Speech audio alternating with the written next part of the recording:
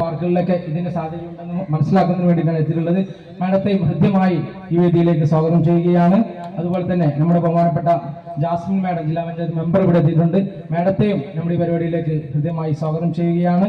അതുപോലെ നമ്മുടെ റംല ബീഗം മാഡം എത്തിയിട്ടുണ്ട്. നമ്മുടെ ബ്ലോക്ക് ഓഫീസറാണ്. വനിതാ ശിശു വകുപ്പിന്റെ എല്ലാവിധ സപ്പോർട്ടും നമ്മുടെ ഈ പ്രദേശത്തെ എല്ലാ ബസ് സ്കൂളുകളെയും അതുപോലെ തന്നെ അംഗനവാടിയിൽ നിന്നുള്ള വിദ്യാർത്ഥികളെയും നമ്മുടെ ഈ പരിപാടിയിലേക്ക് എത്തിച്ചേർക്കുന്നതിന് വേണ്ടി അവരൊക്കെ കഷ്ടപ്പെട്ട ബഹുമാനപ്പെട്ട റംല മാഡത്തെ ഈ വേദിയിലേക്ക് ഹൃദ്യമായി സ്വാഗതം ചെയ്യുന്നു.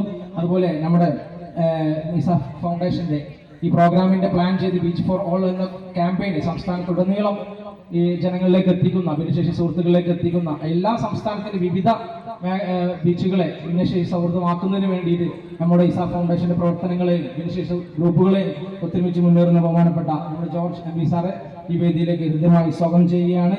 അതുപോലെ നമ്മുടെ കിൻഷിപ്പ് ഡയറക്ടർ നമ്മുടെ നാസർ കുറ്റൂർ സാറുണ്ട്.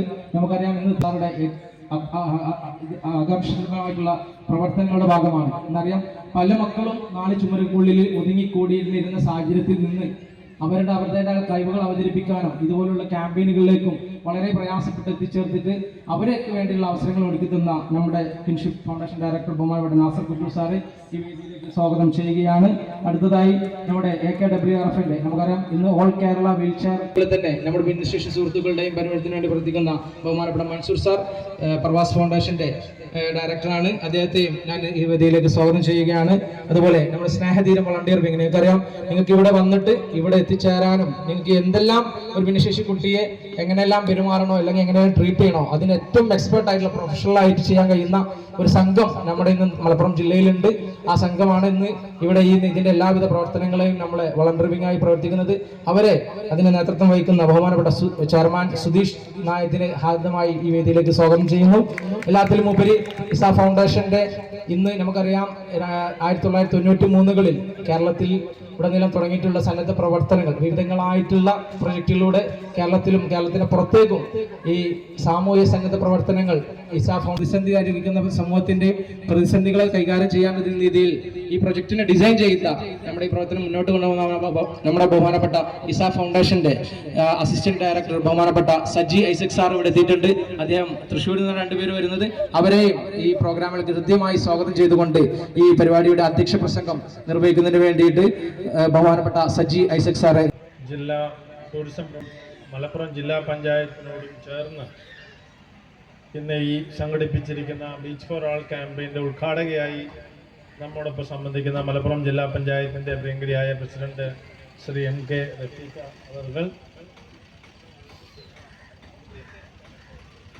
വിവിധ സംഘടനകളെയും പ്രതിനിധീകരിച്ച് ഈ മീറ്റിംഗ് സംബന്ധിക്കുന്ന പ്രിയപ്പെട്ടവരെ,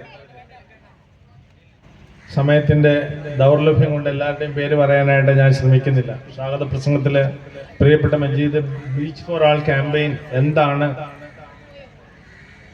അതിൻ്റെ പ്രസക്തി എന്നുള്ളതിനെ പറ്റി ചുരുക്കമായ ഒരു ക്യാമ്പയിനാണ് beach for all campaign. Livable city programme എന്ന് പറയുമ്പോൾ തന്നെ എൻ്റെ ഒരു ആത്യന്തികമായ ലക്ഷ്യം നമ്മുടെ സിറ്റികളിലെ, നമ്മുടെ ഗ്രാമപ്രദേശങ്ങളിലോ, നമ്മുടെ സമൂഹത്തിലെ എല്ലാ ജനങ്ങൾക്കും പ്രയോജനപ്പെടുത്തത്തക്ക രീതിയിലുള്ള ബീച്ചുകൾ, ഇതൊക്കെ സാധാരണക്കാരായ ജനങ്ങളെ പോലെ അവർക്കും അവിടെ സന്ദർശിക്കുന്നതിന് ഇവിടെ കൊണ്ടുവരുന്നതിന് വേണ്ടി പ്രവർത്തിച്ച എല്ലാ പ്രിയപ്പെട്ട സംഘടനകൾക്കും ഞാൻ നന്ദി പറയുന്നു. തീർച്ചയായിട്ടും നമ്മുടെ ജില്ലാ panchayat senior project coordinator Abdul Majeed, എൻ്റെ പ്രിയപ്പെട്ട സഹപ്രവർത്തക ആരോഗ്യ വിദ്യാഭ്യാസ സ്റ്റാൻഡിംഗ് കമ്മിറ്റി ചെയർപേഴ്സണുമായ നസീബ അസീസ്, വെല്ലുവിളി നേരിടുന്ന അല്ലെങ്കിൽ ഭിന്നശേഷി എന്ന് നമ്മൾ ഓമന പേരിട്ട് വിളിക്കുന്ന അവരുടെ ചർച്ചകളും കലാപരിപാടികളും ഒക്കെ നടക്കുന്ന ഒരു വേദിയിലാണ് ഇന്ന് നമ്മളെല്ലാവരും സംബന്ധിച്ചിട്ടുള്ളത്. ഇവിടെ പടിഞ്ഞാറേക്കര ബീച്ച്, ഇത് പുറത്തൂർ പഞ്ചായത്തിലായിരിക്കും അല്ലേ, പുറത്തൂർ ഗ്രാമപഞ്ചായത്തിലാണ് പടിഞ്ഞാറേക്കര ബീച്ച്. ഒന്നത് 2 ഗ്രാമപഞ്ചായത്തിന്റെ മംഗലം പഞ്ചായത്തിന്റെ അതിർത്തിയൊക്കെ ഇതിന്റെ തൊട്ടടുത്തുണ്ട്. ഒരു ബീച്ചിലേക്ക് നമ്മൾ സാധാരണയായി വരുന്നത് വിശേഷ ദിവസങ്ങളിൽ നമ്മൾ ആസ്വദിക്കുവാനും അതുപോലെ അല്ലെങ്കിൽ അവധി ദിനങ്ങൾ ആസ്വദിക്കാനും ഒക്കെയാണ് നമ്മൾ ബീച്ചിനകത്തേക്ക് വരുന്നത്.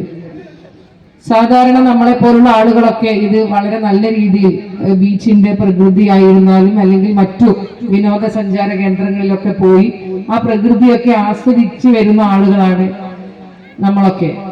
പക്ഷെ ഭിന്നശേഷിക്കാരായ ആളുകളെ സംബന്ധിച്ചിടത്തോളം